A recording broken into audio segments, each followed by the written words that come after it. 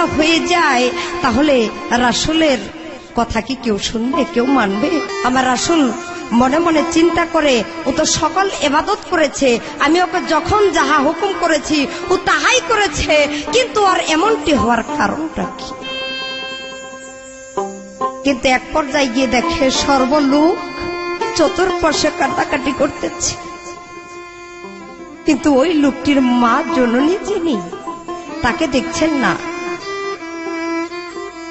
আমার রাসূল খুঁজতে খুঁজতে গিয়ে দেখে একটা খেজুর পাতার কুড়ে ঘরের ভিতরে মা বসে আছে। আমার রাসূল জিজ্ঞেস করলেন, মা, তোমার পুত্র না আজকে পৃথিবী হইতে বিদায় নিয়ে চলে গিয়েছে?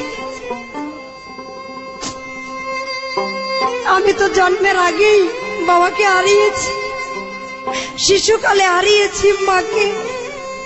আমি শুনেছি সন্তানের কোন দুঃখ নাকি মাই সহ্য করতে পারেন না, কিন্তু তুমি কেমন মা, কেন, কিসের জন্য এখানে এভাবে বসে আছো? মাই জবাব করে, ওরে বাবা, তোরা জানিস নে, এই সন্তান আমাকে একটা লাথি মেরেছে,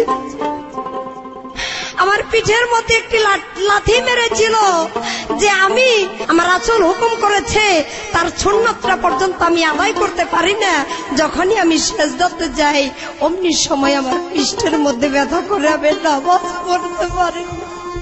তখন মাই মনে মনে চিন্তা করে, দুই পা জড়িয়ে ধরে মাকে বলো, মা গো,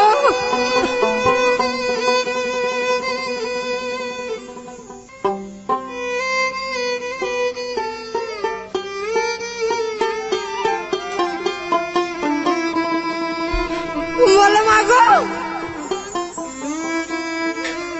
তুমি ওকে মাফ করে দাও। বলে, না রে, আমি মাফ করতে পারবো। বলে, মা গো, আমি রাসূল নিজেই এসেছি তোমার ঘরে, কিন্তু মাই কিছুতেই যখন রাজি হলো না, সকল সাহাবীদেরকে ডেকে বলে ওই লাশের উপরে চাবুক মারতে শুরু করে।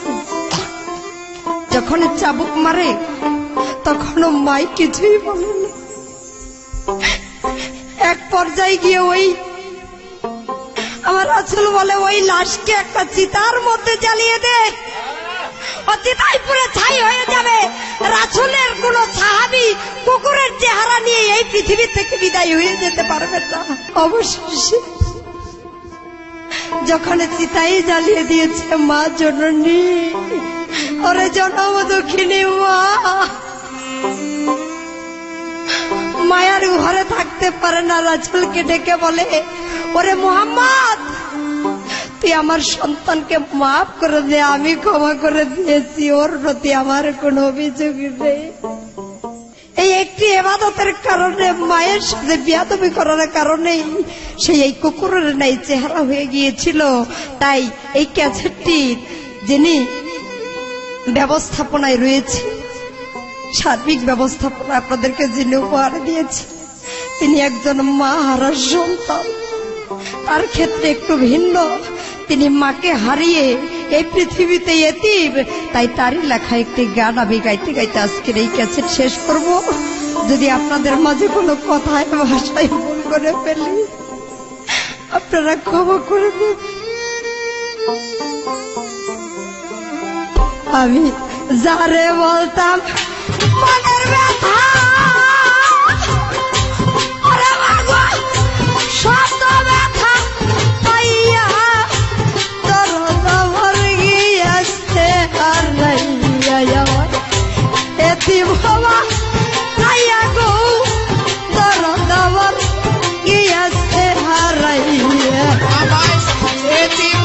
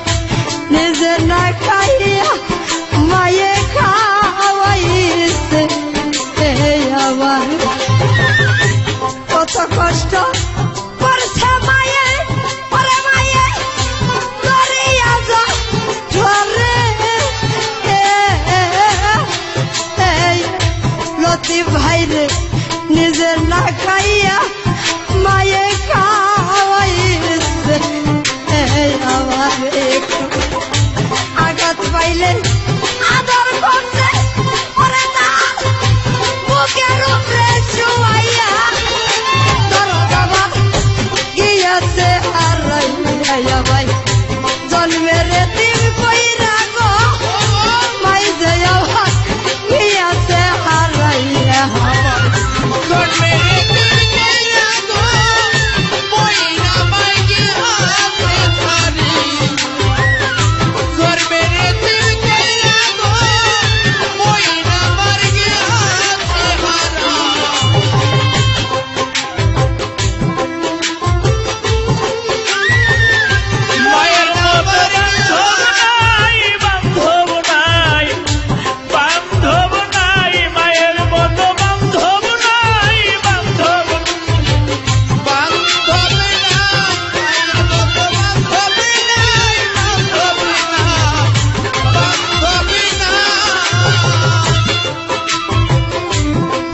কন্যা ববে শুধু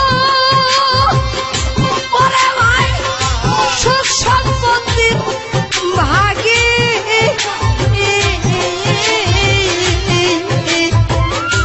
ওরে মাইয়ে রাস্তার দিকে চাইয়া থাকে যেমন চাতকি পাখি পুত্র কন্যা সবাই ভাবে মনের বাইরে সুখ সম্পত্তির ভাগী করে আমার রাস্তার দিকে তাইয়া থাকে মায়ে যাব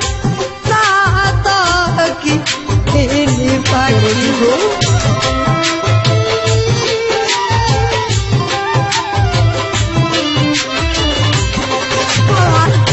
বুকের মালিক আইরে বুকে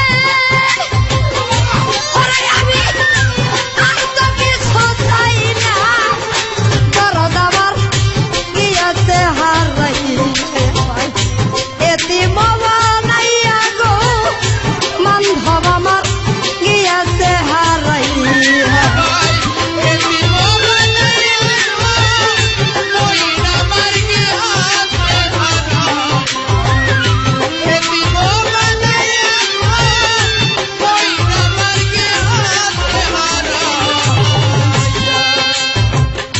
যারা হারাইছে সেই তো জানে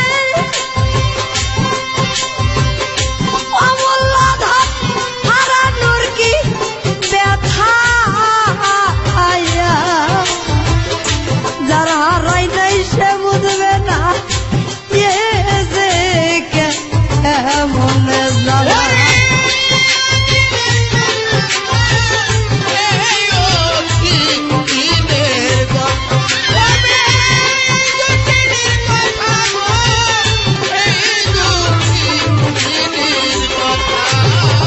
ভেতরে শুধু একটা কথাই বলে যাব যারা মায়ের সন্তান তোমরা সেই মাকে ভুইল না এই দুনিয়ার বুকে আমার মতো আপনার কাউরেই পাইলা না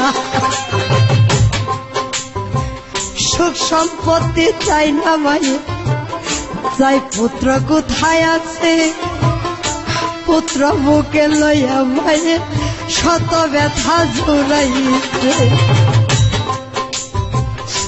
যারা হারাই সেই তো জানে ওরে ভাবে হারানোর কি ব্যথা ওরে ভাবে শত কাঁদলেও বলবে মায়া রাই রে আমার খোকা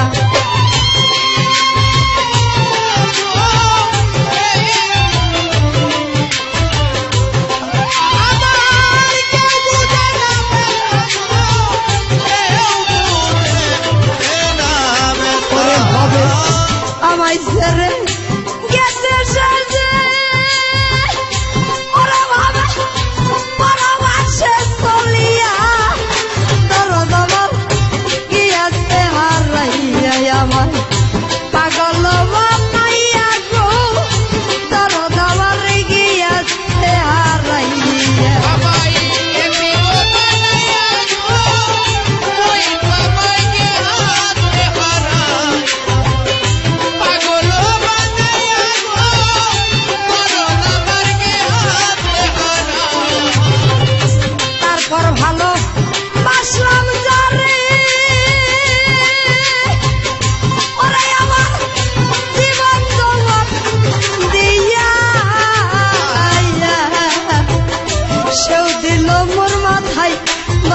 সকল কি শুনিয়া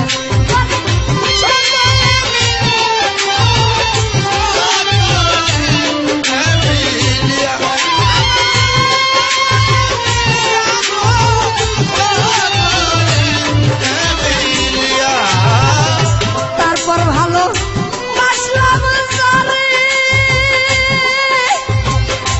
ওরে আমার জীবন যৌবন দিয়া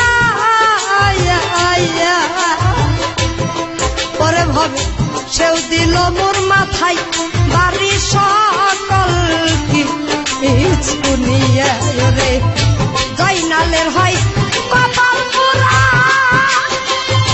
পরে ছেলে মাইরা ভাবে হারাইয়া দরদ আমার কি আছে হারাইয়া আমায় পাগল বানাইয়া গো দরদ আমার কি আছে ছাড়ি বাবাই এতে বানাইয়া গো বন্ধ বাবার কি আছে হারা আমার এক ছোট ভাই প্রবাসে থেকে আলামিন দেওয়ান ও আমাকে 1000 টাকা এবং আমার তাল সঙ্গীতে যারা আছে ওকে 500 টাকা দিয়ে দোয়া করেছে।